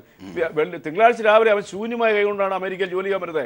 അപ്പൊ അങ്ങനത്തെ സാധാരണക്കാരന്റെ മാനസിക വികാരത്തെ കൃത്യമായി ചൂഷണം ചെയ്യുകയും ഇല്ലീഗലായിട്ട് വരുന്നവൻ തന്റെ ജോലി തട്ടിയെടുക്കണം എന്നുള്ള അവരുടെ പേടി. പക്ഷേ ഇല്ലീഗൽസിലാണ് അമേരിക്കയിലേക്ക് നിലനിൽക്കാനും പറ്റത്തില്ല. അതിപ്പോ സാർ പറഞ്ഞ 100% കറക്റ്റ്. ഇല്ലെങ്കിൽ നമ്മുടെ തിരുവനന്തപുരം സിറ്റി പോലെ പരിസര മേഖലകളായിരിക്കും അവിടെ വരാൻ പോകുന്നത്. അതുകൊണ്ട് ട്രംപിന്റെ ജയം സാധാരണക്കാരനായ അമേരിക്കൻകാരന്റെ മനസ്സിനെ സ്വാധീനിച്ച ജയമാണ്. അതിന് നമ്മൾ വലിയ ഉപരിപ്ലവമായിട്ടുള്ള ഒരു ഡെഫിനിഷൻ അത് കൊടുക്കണ്ട. തീർച്ചയായും ശ്രീ കവിരാജ്, അതായത് ഫിയർ പൊളിറ്റിക്സ് അമേരിക്കക്കാരെ വല്ലാതെ മൈക്കിൾ മൂറൊക്കെ ഗൾഫ് യുദ്ധത്തിന്റെ സമയത്ത് അതിന്റെ ഡോക്യുമെന്ററികളൊക്കെ എടുത്ത് വല്ലാതെ നമ്മളത് കണ്ടതും കേട്ടതും ഒക്കെയാണ്. ആരെയാണ് അണ്ടർ എസ്റ്റിമേറ്റ് ചെയ്തത്? നിങ്ങൾ അമേരിക്കൻ ജനതയാണോ അതോ ട്രംപിനെയാണോ? ഇല്ല, എൻ്റെ അഭിപ്രായത്തിൽ നോക്കിക്കഴിഞ്ഞാൽ തീർച്ചയായിട്ടും ഇതൊരു ഡെമോക്രസിക്ക് തകർച്ച ഒന്നും ഞാൻ തീർച്ചയായിട്ടും വിശ്വസിക്കുന്നില്ല. മറിച്ച് ഇത് ഡെമോക്രാറ്റിക് ആയിട്ടുള്ള പ്രോസസ്സ് തന്നെയാണ് അവിടെ നടന്നത്. ജനവികാരം എങ്ങനെ മാറി എന്നുള്ളതിനെ കുറിച്ചാണ് ആലോചിക്കുന്നത്. 1-2 കാര്യങ്ങൾ ഇവിടെ പറഞ്ഞ പല കാര്യങ്ങളോടും ഞാൻ അംഗീകരിക്കുന്നു. സോ ഒരു ജനതയുടെ fears, anxieties, dreams and aspirations, അതിൽ ഏറ്റവും കൂടുതൽ ഫിയേഴ്സ് ആൻഡ് ആങ്സൈറ്റീസ് ആണ് ഫസ്റ്റ് ആയിട്ട് വർക്ക് ചെയ്യുന്നത്. ഇപ്പോൾ ഇന്ത്യയുടെ കേസിൽ എടുത്തു കഴിഞ്ഞാലും identity politics at the national level, അല്ലെങ്കിൽ ഇപ്പോൾ സ്റ്റേറ്റ് ഇലക്ഷൻസിലാണെങ്കിലും ആങ്സൈറ്റി, അതുപോലെ insecurity feelings to the of the minorities, ഈ 2 കാര്യങ്ങളാണ് ഏറ്റവും ആദ്യം വളരെ ക്ലിയർ ആയിട്ട് വർക്ക് ചെയ്തിട്ടുള്ളത്. അതുമാത്രമല്ല, അത് ടൈം ഹൊറൈസൺ നിങ്ങൾ നോക്കിക്കഴിഞ്ഞാൽ ഓരോ സമയത്ത് ഓരോ രീതിയിലാണ്. ഇപ്പം പ്രത്യേകിച്ച് ഇവിടെ നടന്നത് ഒന്ന് ഈ ഫ്രാൻസിലെ അറ്റാക്ക്, പിന്നെ ഐസിസിന്റെ സിറ്റുവേഷൻസ്, ഈ കാര്യങ്ങളെല്ലാം കൂടെ വന്നതോടുകൂടി ആ ഗ്ലോബൽ ടെററിസം എന്നുള്ള concept became very significant. So that became the biggest issue, one of the biggest issues, safety of the people. പിന്നെ രണ്ടാമത് security of the internal job situation, അങ്ങനെയുള്ള കാര്യങ്ങൾ. സോ ബാക്കിയുള്ള ഇഷ്യൂസ് നമ്മൾ ആലോചിച്ച് കഴിഞ്ഞ് കഴിഞ്ഞാൽ ഒരു ഡിസിഷൻ എടുക്കുന്ന ഒരിക്കലും ഒരു 25 ഫാക്ടേഴ്സ് നോക്കിയിട്ടല്ല. ഒരു 25 ഫാക്ടേഴ്സ് ഉണ്ടെങ്കിലും അവസാനം if you are force to take a decision, you just look at 1 or 2 critical factors and then brush aside all of the others, right? So ഞാനിപ്പോൾ ആലോചിച്ചു, ഇപ്പം ഈ കാര്യത്തിൽ ഹിലരി അല്ലെങ്കിൽ ട്രംപിന്റെ പല കാര്യങ്ങളും എനിക്ക് യാതൊരു രീതിയിൽ അംഗീകരിക്കാൻ കഴിയുന്നതായിരുന്നില്ല. ഈ മീസോഗൈനിസ് റിമാർക്സ്, അങ്ങനെയുള്ള കാര്യങ്ങളൊക്കെ. പക്ഷെ ചില കാര്യങ്ങൾ I completely agreed with what Trump said. So Peter Thiel പറഞ്ഞതുപോലെ സിലിക്കോൺ വാലിയുടെ റെപ്രസെൻറ്റേറ്റീവ് ആണ്, പേപ്പാലിൻ്റെ ഒക്കെ ഫൗണ്ടർ ആയിട്ടുള്ളത്. Trump has got a few big things right. He might have got a lot of other things wrong. പക്ഷേ അന്നേരം ഈ 1-2 കാര്യങ്ങൾ വളരെ കൃത്യമായിട്ട് വന്നതുകൊണ്ട് ആൾക്കാരുടെ, പ്രത്യേകിച്ച് ഈ internal job security, internal economic growth, അങ്ങനെയുള്ള അതിന് കാര്യമായിട്ടൊന്നും ഉണ്ടായിട്ടില്ല. അതുപോലെ തന്നെ ഈ ഗ്ലോബൽ സേഫ്റ്റി, ഈ 2 കാര്യങ്ങൾ വന്നു കഴിഞ്ഞപ്പോൾ ബാക്കിയുള്ള ഇഷ്യൂസൊക്കെ they just faded into the background. So അതുകൊണ്ട് തന്നെയാണ് അത് ഡെമോക്രസിയുടെ പരാജയമായിട്ട് ഞാൻ കരുതുന്നില്ല. ഒരിക്കലും തികച്ചും ജനവികാരം തന്നെയാണ്. ജനവികാരം ഇങ്ങനെ വന്നു, അത് നാളെ ഇപ്പം ഇങ്ങനെയുള്ള ഒരു സേഫ്റ്റി ഒക്കെ മാറി, കണ്ടീഷൻസ് ഒക്കെ മാറുകയാണെങ്കിൽ തിരിച്ചും വരാവുന്നതാണ്. സോ അതാണ് ശ്രീനിവാസ് സാർ, അതാണ് അറിയേണ്ടത്. അത് ഡെമോക്രസി ഒരുപക്ഷെ സാധാരണഗതിയിൽ അമേരിക്കയെക്കുറിച്ച് ചില ജനറലൈസേഷൻ ഉണ്ട്. അതായത് ഒന്ന് ജൂത ലോബി ആണ് അവിടുത്തെ, കോർപ്പറേറ്റുകളാണ് അവിടുത്തെ എല്ലാം ആക്കുന്നത്. ഡെമോക്രസി ഒന്നുമില്ല, അതൊക്കെ പേരിനാണ്. ഇവിടെയൊക്കെ നാം പറഞ്ഞു കേട്ടതും പഠിപ്പിച്ചതുമായ കാര്യങ്ങൾ അങ്ങനെയാണ്. അങ്ങനെ ഉണ്ട് എന്ന് തോന്നിപ്പോകുന്ന ചില സാഹചര്യങ്ങൾ ഈ ട്രംപിൻ്റെ വിജയത്തോടു കൂടി ഉണ്ടോ? അങ്ങനെ വിലയിരുത്താമോ? അല്ല, ഞാനത് പറയാനുള്ള കാരണം ഇത്രയും 250 മില്യൺ കൂടുതൽ ആളുകളുള്ള ലോകത്ത് ഏറ്റവും വലിയ ജ്ഞാനമുള്ള, ബുദ്ധിയുള്ള ആളുകളുള്ള ഒരു രാജ്യത്ത് ഈ 2 പേരെ മാത്രമേ എമർജ് ചെയ്തുള്ളൂ കാൻഡിഡേറ്റ്സ് ആയിട്ടുള്ളതാണ് എനിക്ക് മനസ്സിലാകുന്നത്. അങ്ങനത്തെ ഒരു ഡെമോക്രസിയാണോ? ഈ ഇത്രയും പ്രോസസ്സ് എല്ലാം പോയിട്ട് ഇവരെയാണ് കിട്ടിയത്. 16 റിപ്പബ്ലിക്കൻ കാൻഡിഡേറ്റ്സ് ഉണ്ടായിരുന്നു, അതിൽ നിന്ന് ഇദ്ദേഹത്തിനെ പിക്ക് ചെയ്തു. അപ്പോൾ അതിപ്പോൾ ഡെമോക്രസിയുടെ സഹോദരനെ വരെ തോൽപ്പിച്ചു. അതെ, അപ്പോൾ ഡെമോക്രസിക്ക് എന്തോ ഒരു തകരാറുണ്ട് എന്ന് പറയാതിരിക്കുന്നത്. വെറുക്കപ്പെട്ട വർഗമാണ്, അതുപോലത്തെ ക്രൂരത ബുഷ് നാട്ടിലൂടെ ചെയ്തത്. ഓക്കെ സാർ, ചർച്ച തുടരുമ്പോൾ ശ്രീ പി വി തോമസിലേക്ക്, ദില്ലിയിലേക്ക്. ശ്രീ പി വി തോമസ്, എങ്ങനെയാണ് കാര്യങ്ങളെ കാണേണ്ടത്? ഹിലരി ക്ലിന്റൺ തോറ്റു എന്നത്, ഡെമോക്രാറ്റിക് പാർട്ടി തോറ്റു, ഒരാൾ ജയിച്ചു എന്നത് മാത്രമാണോ? ട്രംപിന്റെ ജയം ഒരു ആശയത്തിന്റെ ജയമാണോ? അത് ലോകത്തിന് മുന്നിൽ നേടുന്ന ചില അപ്രമാദിത്വങ്ങളുണ്ട്. ആ അപ്രമാദിത്വങ്ങളുടെ സ്വഭാവം ഇനിയുള്ള ഭാവിയെ വിലയിരുത്തുമോ? അങ്ങനെയൊക്കെ കാണാമോ ഇതിനെ, ശ്രീ പി വി തോമസ്? തീർച്ചയായിട്ടും ഇത് സാധാരണ ഒരു വിജയമല്ല. ഇത് വളരെ വ്യത്യസ്തമായൊരു വിജയമാണ്. ഇന്നലെ നമ്മൾ ചർച്ച ചെയ്തപ്പോൾ ശ്രീ റെജി ലൂക്കോസ് പറയുണ്ടായി, ഒരു അട്ടിമറി വിജയം ഉണ്ടായാലും നമുക്ക് അതിശയം ഉണ്ടാകാൻ സാധ്യതയില്ലെന്ന്. ഒരുപക്ഷെ ശ്രീ ശിവൻ മുഹയും പറഞ്ഞിട്ടുണ്ടായിരിക്കാം, അത് കാരണം കേൾക്കാൻ പറ്റില്ല, അന്നിലെയും ഇന്നും കേൾക്കാൻ പറ്റില്ല അദ്ദേഹം പറഞ്ഞത്. ഇവർ രണ്ടുപേരും പറഞ്ഞു വളരെ ശരിയായി. റെജി ലൂക്കോസ് പറഞ്ഞ് ശരിയായിരിക്കുകയാണ്. അതായത് ഒരു അട്ടിമറി വിജയം ഉണ്ടായിരിക്കുന്നു. ഒരു അട്ടിമറിയിലൂടെയാണ് ട്രംപ് സ്ഥാനാർത്ഥിയായത് തന്നെ. അദ്ദേഹം അത് തന്നെ നിലനിർത്തി. അദ്ദേഹം പലപ്പോഴും താഴോട്ട് പോകുന്നതായിട്ട് വന്നു. അവസാനം അദ്ദേഹം വിജയിച്ചിരിക്കുകയാണ്. അദ്ദേഹത്തിൻ്റെ ക്യാമ്പയിൻ ആദ്യ അവസാനം വളരെ വിവാദപരമായിരുന്നു. അദ്ദേഹം പറയുന്ന കാര്യങ്ങളെല്ലാം ഒരിക്കലും ഒരു സാമാന്യ ബുദ്ധിയുള്ള ഒരു ആൾക്കും അംഗീകരിക്കാവുന്ന കാര്യമായിരുന്നില്ല.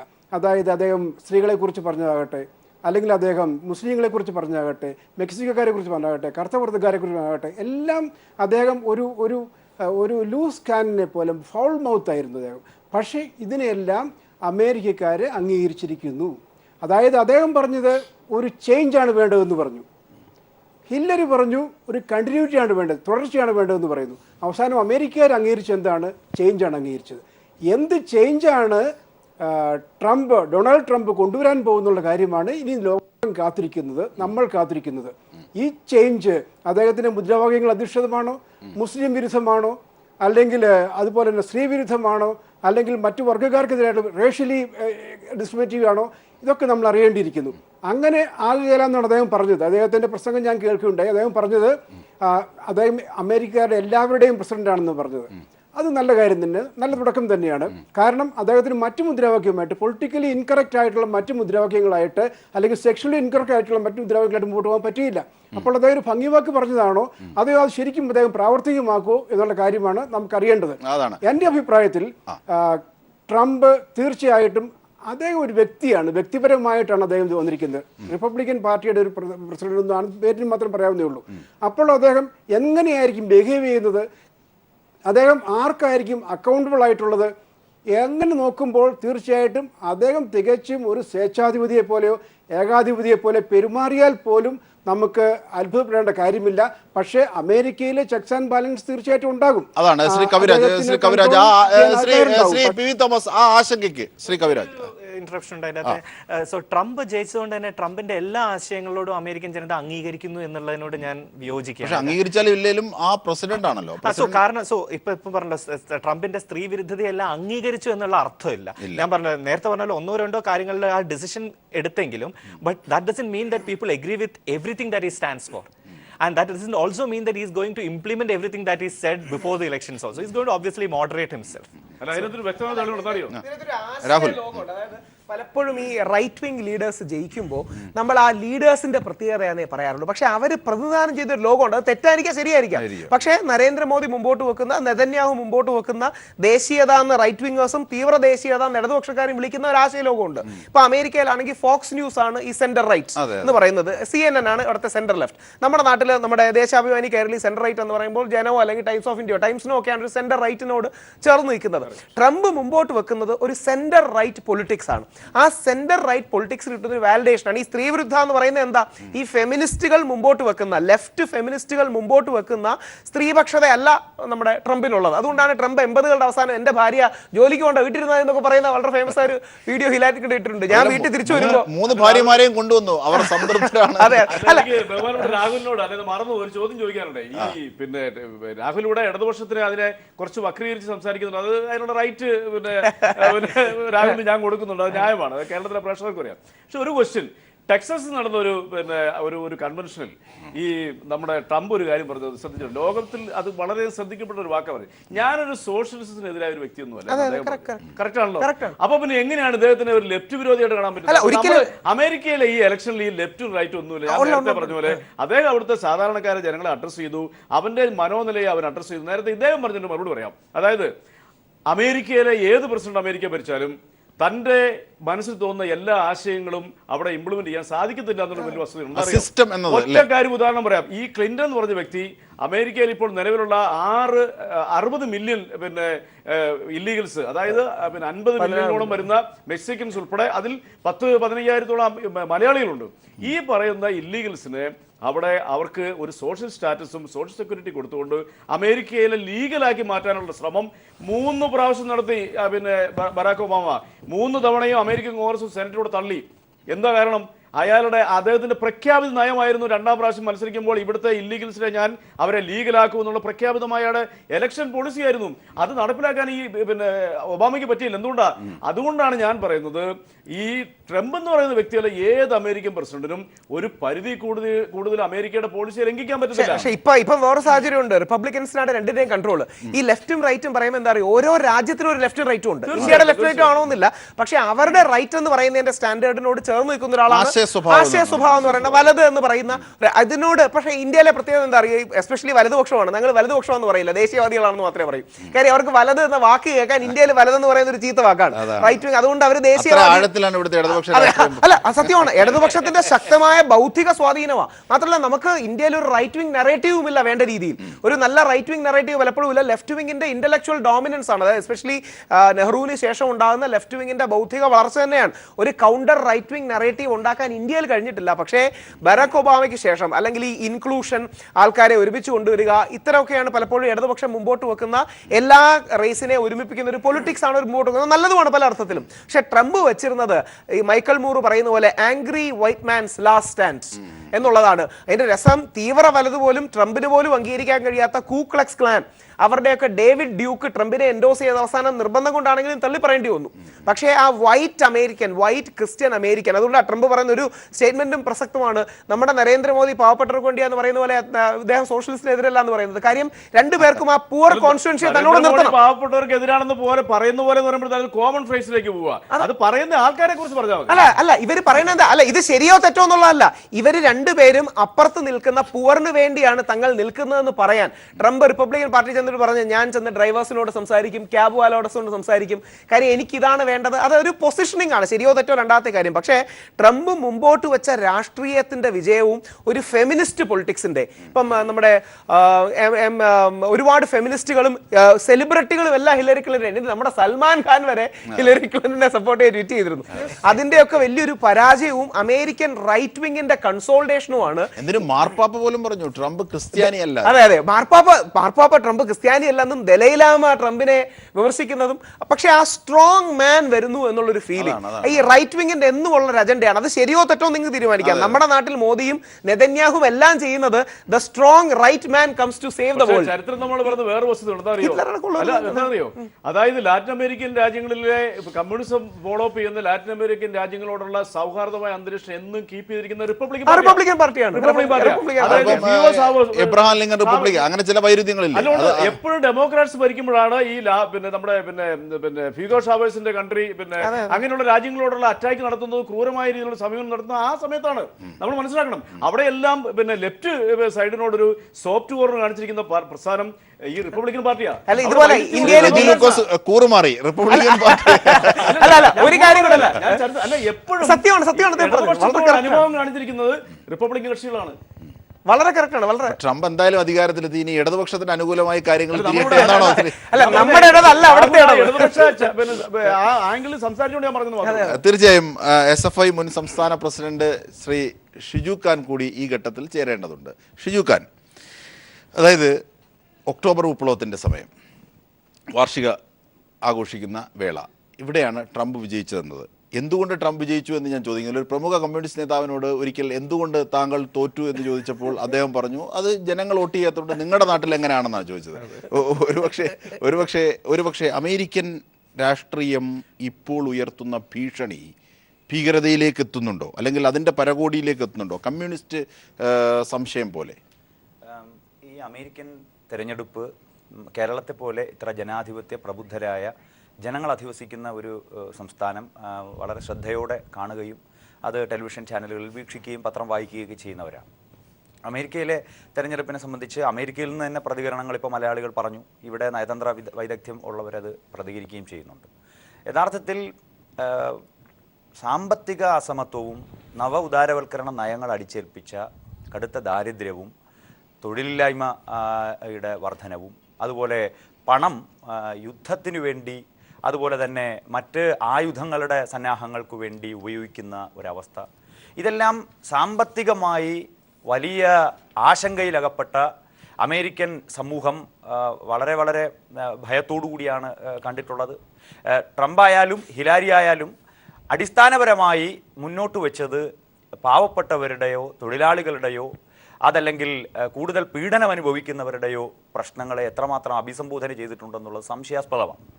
രണ്ടാമത്തെ കാര്യം, യഥാർത്ഥത്തിൽ ബേണി സാൻഡേഴ്സ് ഒരു സ്ഥാനാർത്ഥിത്വം അതിൻ്റെ പ്രൈമറി തെരഞ്ഞെടുപ്പുമായി ബന്ധപ്പെട്ട് തന്നെ വളരെ ശ്രദ്ധയോടുകൂടി നമ്മൾ കണ്ടതാണ്. അതിനെ അതിജീവിച്ചുകൊണ്ടാണ് പിന്നെ ഹിലാരി കടന്നു വരുന്നത്.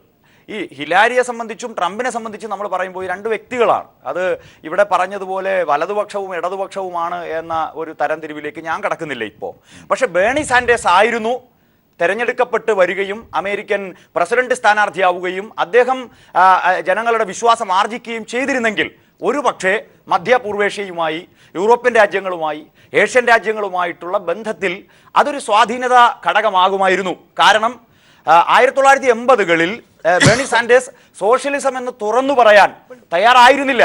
പക്ഷേ കഴിഞ്ഞ പതിറ്റാണ്ടിൽ അദ്ദേഹത്തിൻ്റെ തന്നെ പ്രതികരണം സോഷ്യലിസം എന്നത് മറച്ചു പിടിക്കേണ്ട ഒരു കാര്യമായിരുന്നില്ല എന്നുള്ളതാണ്. പക്ഷേ പിന്നെ ആദ്യഘട്ടത്തിൽ തന്നെ വലിയ പിന്തുണയൊക്കെ നേടി. പക്ഷെ പിന്നീട് അദ്ദേഹം പിന്നോട്ട് പോകുന്ന സ്ഥിതിയുണ്ടായി. പിന്നെ അമേരിക്കൻ രാഷ്ട്രീയത്തെക്കുറിച്ച് നമ്മൾ ഇത്ര കണ്ട് ചർച്ച ചെയ്യുമ്പോഴും രണ്ട് പക്ഷത്തു നിന്നും, ഡെമോക്രാറ്റിക് പക്ഷത്തു നിന്നും റിപ്പബ്ലിക്കൻ പക്ഷത്തു നിന്നും ഉണ്ടായിട്ടുള്ള ആശയ സംവാദങ്ങൾ എന്തൊക്കെയാണ് നമ്മൾ ഗൗരവത്തോടെ കാണണം. പലപ്പോഴും മുതലാളിത്ത രാജ്യങ്ങളിലെ പാർട്ടികൾ എത്തിപ്പെടുന്ന പരസ്പരം ചെളിമാരി എറിയൽ, പരസ്പരം അപവാദ പ്രചരണങ്ങൾ, പിന്നെ ഒരു ആധുനിക രാജ്യത്തെ ഭരണാധികാരിയായി മാറേണ്ടുന്നവരാണോ ഇവർ എന്ന് ലോക ജനതയെ കൊണ്ട് ചിന്തിപ്പിക്കുന്ന നിലയിൽ അപവാദ പ്രചരണങ്ങൾ, ഇതുകൊണ്ട് തെരഞ്ഞെടുപ്പ് മാറി എന്നുള്ളത് ഒരു യാഥാർത്ഥ്യം തന്നെയാണ്. അതേപോലെ തന്നെ ട്രംപ് മുന്നോട്ട് വെച്ച കുടിയേറ്റ വിരുദ്ധത, അതുപോലെ തന്നെ മുസ്ലിം വിരുദ്ധത, ഇസ്ലാമോഫോബിയ, തീവ്രമായിട്ടുള്ള ദേശീയത സങ്കല്പങ്ങൾ, ഇതെല്ലാം തെരഞ്ഞെടുപ്പിൽ പിന്നെ ഹിലാരിക്ക് അനുകൂലമായി വരും എന്ന് ഒരു ചർച്ച വന്നു. പക്ഷേ ഈ സാമ്പത്തിക അസമത്വം, അവിടെ ചില കണക്കുകൾ നമ്മളോട് മുന്നോട്ട് വയ്ക്കുന്നത് കഴിഞ്ഞ 10 വർഷത്തിനിടയിൽ യഥാർത്ഥത്തിൽ ട്രംപ് തന്നെ ഒരു പിന്നീട് കൺവെൻഷനിൽ വെച്ച്, സംവാദത്തിൽ വെച്ച് പറഞ്ഞു, പിന്നെ അവിടെ തൊഴിൽ നഷ്ടപ്പെടുന്നവരെ കുറിച്ച്, അതേപോലെ തന്നെ അവിടെ കഴിഞ്ഞ 10 കൊല്ലത്തിനിടയിൽ തൊഴിൽ നഷ്ടപ്പെടാൻ ഉണ്ടാക്കിയ ഏറ്റവും വലിയ ഒരു കരാർ, 1 ലക്ഷം പേർക്ക്, 10 ലക്ഷം പേർക്ക് തൊഴിൽ നഷ്ടപ്പെട്ടിട്ടുള്ള ചില സ്വതന്ത്ര വ്യാപാര കരാർ, ഇതിനെതിരെ ട്രംപ് മുന്നോട്ട് വെച്ചിട്ടുള്ള, അവിടെ സൂചിപ്പിച്ചു, ട്രംപ് മുന്നോട്ട് വെച്ച ചില കാഴ്ചപ്പാടുകളുണ്ട്. അപ്പോൾ ഇതെല്ലാം എല്ലാ വിധത്തിലുമുള്ള പിന്നെ ഹിലാരിക്ക് അനുകൂലമായി മാധ്യമങ്ങൾ, ലോകത്തെ പിന്നെ ദൃശ്യ മാധ്യമങ്ങളൊക്കെ മുന്നോട്ട് വെച്ച ഒരു വലിയ സങ്കല്പമുണ്ട്. പക്ഷേ അതിനെ അതിജീവിക്കാൻ അവിടുത്തെ പിന്നെ കടുത്ത ദാരിദ്ര്യത്തിലേക്ക് അവിടെ തൊഴിലില്ലായ്മ വർദ്ധിക്കുകയാണ്. അതുപോലെ തന്നെ ഉൽപ്പാദന നിരക്ക് കുറയുകയാണ്. തൊഴിലില്ലായ്മ, അടിസ്ഥാന ശമ്പള നിരക്ക് എന്ന് പറയുന്നത് തന്നെ അത് വാങ്ങുന്നവരുടെ എണ്ണം കുറഞ്ഞുകൊണ്ടിരിക്കുകയാണ്. തീർച്ചയായും ഇത്തരത്തിൽ ഇതിനെല്ലാം തീവ്ര ദേശീയതയുമായി ട്രംപ് കണ്ണുയർത്തിട്ടുണ്ട്. ഇന്ത്യക്കാരെ സംബന്ധിച്ചു പോലും വിമർശനം ട്രംപ് ആദ്യഘട്ടത്തിൽ ഉന്നയിച്ചു. പിന്നീടാണ് ഇന്ത്യ എന്ന് പറയുന്ന ഒരു പേരങ്ങ് മാറ്റിയത്. ഇവിടെ ഇങ്ങനെ കുടിയേറി കരാർ തൊഴിലാളികളായി മാറുന്നു ഇന്ത്യക്കാർ എന്ന്. ഇന്ത്യ അവസാനം മാറി. പിന്നീടാണ് മോഡിയോട് സ്നേഹം കൂടിയത്, ഇന്ത്യയോട് സ്നേഹം കൂടിയത്. അപ്പോൾ ഇത്തരം ചില കാര്യങ്ങൾ കൂടി അമേരിക്കൻ തെരഞ്ഞെടുപ്പുമായി ബന്ധപ്പെട്ട സംവാദങ്ങളിൽ നമ്മൾ മുന്നോട്ട് വെക്കണം എന്നുള്ളതാണ് എൻ്റെ ഒരു കാര്യം. വളരെ പ്രത്യേകിച്ച് ഏറ്റവും നല്ല ക്യാമ്പയിൻസിലൊന്ന് ബേർണി സാൻഡേഴ്സിന്റെ ആയിരുന്നു. ഞാൻ ഇടതുപക്ഷത്ത് നിൽക്കുന്ന ആളല്ല, പക്ഷേ ബേർണി സാൻഡേഴ്സ് വിഷയങ്ങൾ കൊണ്ടുവന്നു. ശരിക്കും ഹിലരിയുടെ ക്യാമ്പയിൻ ഇത്രയും ഇന്റലക്ച്വലും അക്കാഡമിക്കും ആക്കിയതിൽ ബെർണി സാൻഡേഴ്സ് പറഞ്ഞൊരു കാര്യം വളരെ അഭിനന്ദനാർഹമാണ്. അദ്ദേഹത്തിന്റെ പക്ഷത്തേക്ക് സോഷ്യലിസം ഒന്ന് തുറന്നു പറയാൻ എനിക്ക് മടിയില്ല എന്ന് പറഞ്ഞ ഒരാള് അല്ല, അതും അമേരിക്കയിൽ, പ്രത്യേകിച്ച് റെഡ് സ്കെയർ ഉള്ള, മെക്കാർത്തിസം ഉള്ള അമേരിക്കയിൽ ഞാനൊരു സോഷ്യലിസ്റ്റ് ആണെന്ന് തുറന്നു പറയാൻ ധൈര്യമുള്ള, അദ്ദേഹത്തിന്റെ പിന്മാറ്റം ഒരു അഡ്ജസ്റ്റ്മെന്റ് ആയിരുന്നു. അതെ, അങ്ങനെ പറയുന്നുണ്ട്.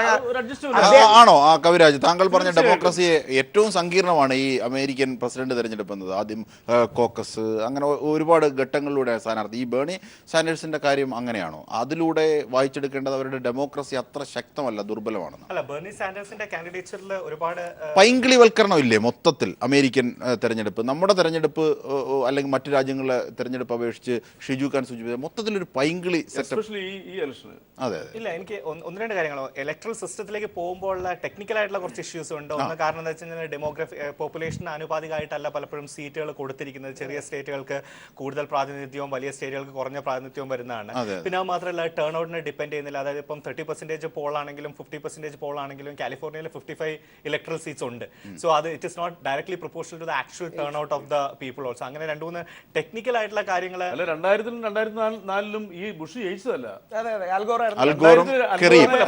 സുപ്രീം കോടതി തോൽപ്പിച്ചത്. 2004 ജെഫ് ബുഷ് എന്ന് പറയുന്ന അദ്ദേഹത്തിന്റെ അനിയൻ അട്ടിമറിയിലൂടെ, അത് അവിടുത്തെ ഇലക്ഷന്റെ പ്രഖ്യാപനം നടത്താതെ തന്നെ ഇയാളെ പ്രസിഡന്റ് ആക്കി. 2 തവണ അതിന്റെ അൽഗോറിന്റെ സമയത്തല്ലേ ഫ്ലോറിഡ എന്നത് 4 തവണ പോപ്പുലർ വോട്ടിൽ നിന്ന് വ്യത്യസ്തമായിട്ട് ഇലക്ട്രൽ വോട്ട് സെലക്ട് ചെയ്ത സിറ്റുവേഷൻസ് ഉണ്ടായിട്ടുണ്ട്. സോ അങ്ങനെ ടെക്നിക്കൽ ആയിട്ടുള്ള ഒരു കുറച്ച് ചില ഇഷ്യൂസ് ഈ ഓവറോൾ ഇലക്ട്രൽ സിസ്റ്റത്തിൽ ഞാൻ കാണുന്നുണ്ട്. അതല്ലാതെ പൈങ്കിളിവൽക്കരണം എന്നുള്ള പോയിന്റോട് ഞാൻ പൂർണ്ണമായിട്ട് യോജിക്കുന്നില്ല. വേറൊരു കാര്യം അങ്ങ് പറഞ്ഞില്ലേ, ഇതിലൊരു ജൂത ലോബിയുടെ സ്ട്രെങ്ത് ഉണ്ട്. ആ ജൂയിഷ് ലോബിയെ ഒരുപക്ഷെ ആദ്യമായി അഡ്രസ് ചെയ്തത്, പേര് പറയാതെ അഡ്രസ് ചെയ്ത ട്രംപാണ്. ഈ ഇന്റർനാഷണൽ ബാങ്കേഴ്സ് എന്നൊക്കെ പറയുന്നത് ഈ ജ്യൂസിനുള്ള ഒരു കോഡ് വേർഡാണ്. നമ്മുടെ നാട്ടില് നമ്മുടെ ഹിന്ദു വലതുപക്ഷ സാംസ്കാരിക ദേശീയത എന്ന് പറയുന്നത് ഹിന്ദുത്വത്തിനുള്ള കോഡ് പക്ഷെ ആ വേർഡാണ്. സമവാക്യം മാറിയില്ലേ? അതായത് ആ പഴയ സമവാക്യം ഒരുപക്ഷെ ആ സെമറ്റിക് വിരോധം എന്നത് ഒരുപക്ഷെ ട്രംപ് പ്രതിദാനം ചെയ്യുന്നതിനാണ് കൂടുതൽ അതിലേക്ക് എത്തിയില്ലേ? ഇവർ പുതിയ ലൈനാണ്. അതായത് അതായത് കഴിഞ്ഞ ആഴ്ച കൂടെ ട്രംപിന്റെ റാലിയിൽ, അതായത് ഈ ജൂതവിരോധം അമേരിക്കയിൽ കളിയാക്കി പറയുന്ന ഒരു പേര് USA എന്നാണ്. അതായത് USA എന്ന് പറയുന്നവരും USA എന്ന് പറഞ്ഞാൽ ജൂ സ്റ്റേറ്റ്സ് ഓഫ് അമേരിക്ക എന്ന് പറയാറുണ്ട്. ജൂതന്മാർക്ക് എല്ലാ കാര്യത്തിലും ഒരു അപ്പർ ഹാൻഡ് ഉണ്ട്. ഞങ്ങളൊക്കെ അവിടെ ഈ ഹിന്ദു അമേരിക്കൻ കമ്മ്യൂണിറ്റീസിൽ പോകുമ്പോൾ നമ്മുടെ എല്ലാം പറയുന്ന ഒരു വ്യവസ്ഥാപിത ലക്ഷ്യം തന്നെ ഒരു 25 വർഷത്തിനകം ജൂയിഷ് ലോബിയുടെ 10-1 ശക്തി നമ്മൾ നേടണം. കാര്യം അമേരിക്കയിൽ അങ്ങനെ ലോബിങ് ഉള്ള ഒരു സ്ഥലമാണ്. ലോബിങ് ഉണ്ടെങ്കിലേ നിൽക്കാൻ പറ്റും. അതാണ് യാഥാർത്ഥ്യം. അപ്പൊ ഈ ജൂഷുകാരുടെ മീഡിയ, ജൂഷുകാരുടെ ഇൻഡസ്ട്രി. പക്ഷേ ഈ അമേരിക്കയിലെ വൈറ്റ് നേറ്റിവിസ്റ്റ് സെന്റിമെന്റ്സ് ഭയങ്കരമായിട്ട് ഇവർ യൂസ് ചെയ്യുന്നുണ്ട്. നിയോനാസികൾ എന്നൊക്കെ പറയുന്ന രീതിയിലുള്ള കൂക്ലക്സ് ക്ലാൻ അടക്കമുള്ളവർ. ഈ ഡേവിഡ് ഡ്യൂക്ക് പറഞ്ഞത് നിങ്ങളുടെ വൈറ്റ് ഹെറിറ്റേജ് എന്നുള്ള ട്രീസൺ ആണെന്നാണ്.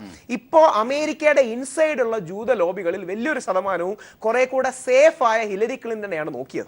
അതാണ് സേഫ് ആണ് ഹിലരി ക്ലിന്റൺ. എന്തൊക്കെ പറഞ്ഞാലും ഒരു സ്റ്റെബിലിറ്റി ഉണ്ടാവും. ഈ ട്രംപ് എന്ത് ചെയ്യുമെന്ന് ആർക്കും അറിയില്ല. ട്രംപ് അപ്പം അതുകൊണ്ട് പോയി. പക്ഷേ ഔട്ട്സൈഡ് നിൽക്കുന്ന പലരും ട്രംപിന്റെ ഒരു ഗ്ലോബലിസ്റ്റ് സ്റ്റാൻഡുകൾ എങ്ങനെ വരുമെന്ന് അറിയാത്തതുകൊണ്ട് അവരൊരു സ്റ്റാൻഡ് എടുക്കാൻ മാറുന്നു. അങ്ങനെ വരുമ്പോൾ ട്രംപിന് ആ വൈറ്റ് സെന്റിമെന്റ്സ് കൺസോൾഡേറ്റ് ചെയ്യാൻ കഴിയും. ജൂഷ് നമ്പേഴ്സ് വളരെ കുറവാണ്. ഏതാനും മില്യൺസ് മാത്രമേ, മില്യൺസും ഇല്ല, ഏതാനും ലാക്ക് മില്യൺസിൽ വരുന്നതേ ഉള്ളൂ. ന്യൂയോർക്ക് ന്യൂജേഴ്സി ചുറ്റുവട്ടത്തുള്ളതാണ്. പക്ഷേ അവര് ആ ലോബിയാണ് ഇസ്രായേലിനെ പോലും പ്രൊട്ടക്ട് നേരെ തിരിച്ച് ഒരാൾ പണ്ട് അവർ പറഞ്ഞിരുന്ന പോലെ ഈ ഫോക്സ് ന്യൂസിനെയും ജൂത ലോബിയെ കുറിച്ചൊക്കെ പറയുന്നത് പണ്ട് ഒരു റിപ്പബ്ലിക്കൻ പാർട്ടിക്കാരൻ കണ്ടു എന്നാണ് പറയുന്നത്. അതായത് ഞങ്ങൾ വിചാരിച്ചു ഈ ജൂത ലോബിയും ഫോക്സ് ന്യൂസും എല്ലാം ഞങ്ങൾക്ക് വേണ്ടിയാണ് വർക്ക് ചെയ്യുന്നത്. പിന്നെ മനസ്സിലായി അല്ല, ഞങ്ങൾ അവർക്ക് വേണ്ടിയാണ് വർക്ക് ചെയ്യുന്നത് എന്ന് പറയുന്ന ഒരു സിറ്റുവേഷൻ അവിടെ ഉണ്ട്. അത്ര സ്ട്രോങ് ആണ് അവർ. യഥാർത്ഥത്തിൽ ബേണി സാൻഡേഴ്സ് ഒരു ജൂതവംശജനാണ്. പക്ഷെ അദ്ദേഹം സിയോണിസത്തിനെതിരായിട്ട് ശക്തമായ നിലപാട് സ്വീകരിക്കുന്ന ആളാണ്. അതുകൊണ്ട് തന്നെ അമേരിക്കയിലെ സിയോണിസ്റ്റ് അനുകൂല ലോബി സാൻഡേഴ്സിനെതിരായിട്ടുള്ള ഒരു നിലപാട് സ്വീകരിച്ചിട്ടുണ്ട്. അതെല്ലാം ഈ തെരഞ്ഞെടുപ്പിൽ ബാധിക്കുന്നുണ്ട്. പിന്നെ അതുപോലെ വേറൊരു ലോകത്തെ മാറ്റിമറിച്ച 4 ജൂതന്മാരാണെന്ന് ഓഷോ പറയുകയുണ്ട്. Jesus Christ, Freud. അല്ല, ജൂതന്മാർക്ക് ലോക ചരിത്രത്തിൽ ഒരു പ്രാധാന്യം ഉണ്ട്. നമ്മളത് ഇല്ലെന്ന് വന്നിട്ട് കാര്യം. ആ ലോക ചരിത്രത്തിൽ അവർക്ക് ഉള്ള ഇൻഫ്ലുവൻസ് അമേരിക്കയിൽ തീർച്ചയായും ചർച്ച തുടരുമ്പോൾ ശ്രീ കവിരാജ്, അതായത് FBI ഇടപെടൽ ഒരുപക്ഷെ വലിയ രീതിയിൽ ഉയർന്നു നിന്നിരുന്ന ഹിലരിയെ പെട്ടെന്ന് താഴ്ത്താനും ഏറ്റവും ഒടുവിൽ ഈ ലക്ഷക്കണക്കിന് SMS ഞങ്ങൾ പരിശോധിച്ചു, ഇമെയിലുകൾ ഞങ്ങൾ പരിശോധിച്ചു എന്ന് പെട്ടെന്ന് പറയുകയും അതിലുള്ള വിശ്വാസ്യതക്കുറവ്, ഒന്നാമത് തന്നെ ഹിലരിക്കൊരു വിശ്വാസ്യതക്കുറവുണ്ടായിരുന്നു. പിന്നീടുള്ള FBI ഇടപെടലും അത് കൃത്യമായി ട്രംപ് യൂസ് ചെയ്യുകയും ചെയ്തു. അത് ഈ ഇലക്ഷനെ സ്വാധീനിച്ചിട്ടുണ്ട്. ഒരു പരിധി വരെ അത് സ്വാധീനിച്ചിട്ടുണ്ട് എന്ന് തന്നെയാണ് ഞാൻ വിശ്വസിക്കുന്നത്. കാരണം ഒരു വ്യക്തി എന്ന നിലയിൽ integrity and honesty are like very important factors. അത് നഷ്ടപ്പെട്ട് കഴിഞ്ഞ് കഴിഞ്ഞാൽ ഇപ്പം പൊളിറ്റിക്കലി കറക്റ്റ് ആയിട്ടുള്ള ഒരു സ്റ്റേറ്റ്മെന്റ് അല്ല, പക്ഷേ ഒരു പരിധി വരെ ട്രംപിന്റെ പല locker room conversation, those are the things which an average American Joe can identify with and relate to. So അതുകൊണ്ട് തന്നെ they don't see a significant issue with that. പക്ഷേ 30,000 എല്ലാ കാര്യങ്ങളും, ആ ഇമെയിൽ വിവാദം നമ്മൾ പലപ്പോഴും ഡീറ്റെയിൽ ആയിട്ട് നോക്കിക്കഴിഞ്ഞ് കഴിഞ്ഞാൽ വളരെ സീരിയസ് ആയിട്ടുള്ള കാര്യങ്ങളാണ്. കാരണം അവർക്ക് കൃത്യമായിട്ട് there was Mal intent in that. Clearly she new. ഇപ്പം നമ്മുടെ ഫ്രീഡം ഓഫ് ഇൻഫർമേഷൻ ആക്ട് അനുസരിച്ചിട്ട് ഇമെയിൽസ് എല്ലാം സ്ക്രൂട്ടിനിക്ക് വിധേയമാണ് അവരുടെ. അങ്ങനെ വരണമെങ്കിൽ അത് പബ്ലിക് സെർവറിൽ തന്നെ പാടുള്ളൂ എന്നറിയാം. അതുപോലെ തന്നെ ഇതിനെപ്പറ്റി ഇഗ്നറൻസോ അജ്ഞതയോ അല്ല, ഇത് മെയിൻറ്റെയിൻ ചെയ്യാനായിട്ട് അവർ ആളുകളെ വെച്ചിരുന്നു ഇന്റേണലി. ആ കാര്യങ്ങളൊന്നും ഡിസ്ക്ലോസ് ചെയ്തിട്ടില്ല. അജ്ഞതയോ മറ്റായിരുന്നെങ്കിൽ അത് ഇന്നസെന്റ് ആയിട്ടുള്ള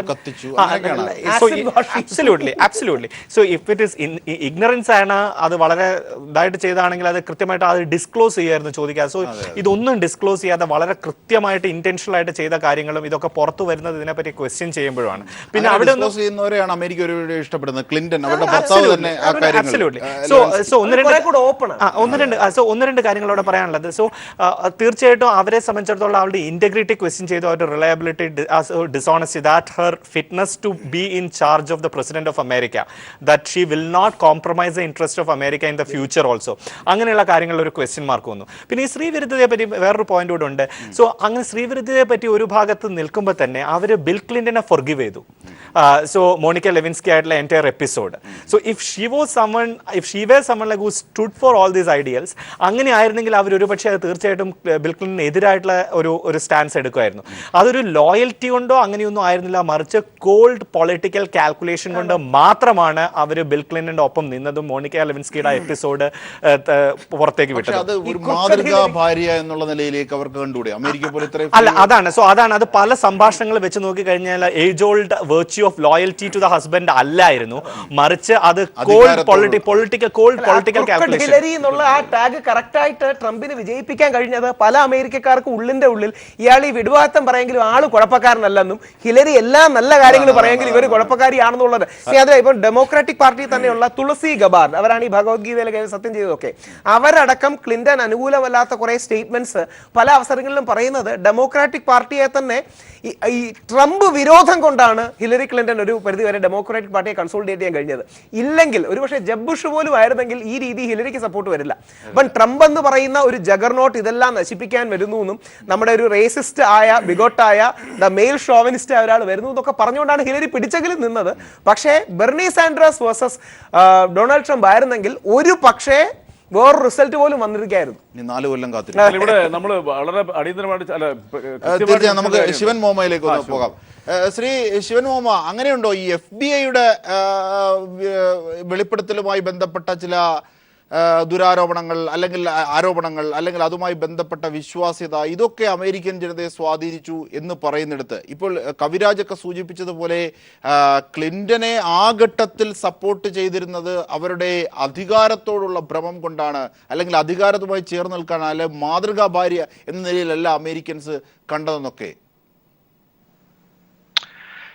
ഇപ്പം ട്രംപ് ജയിച്ചതിന്റെ അടിസ്ഥാനത്തിൽ നമുക്ക് ഏത് രീതിയിലും നമുക്ക് അനാലിസിസ് ചെയ്തേ പറ്റത്തുള്ളൂ. ഒരുപക്ഷെ ചിലപ്പം ഹിലരിക്കെതിരെയുള്ള അവിശ്വാസ്യതയായിരിക്കാം ഒരു പരിധിവരെ ട്രംപിനെ വിജയിപ്പിച്ചത് എന്ന് നമുക്ക് കണക്കാക്കാം.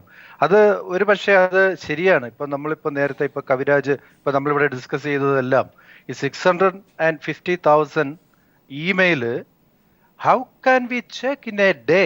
ഒരു ദിവസം കൊണ്ട് ഇത്രയും ഈ 6.5 ലക്ഷം ഇമെയിൽ ചെക്ക് ചെയ്തിട്ട് അത് ക്ലിയർ ചെയ്തു. അതെല്ലാം പേഴ്സണൽ ഇമെയിൽ ആയിരുന്നു. അത് കൃത്യമായി യൂസ് ചെയ്തു. അപ്പൊ അതിനകത്തൊരു അവിശ്വാസ്യത ഉണ്ട്.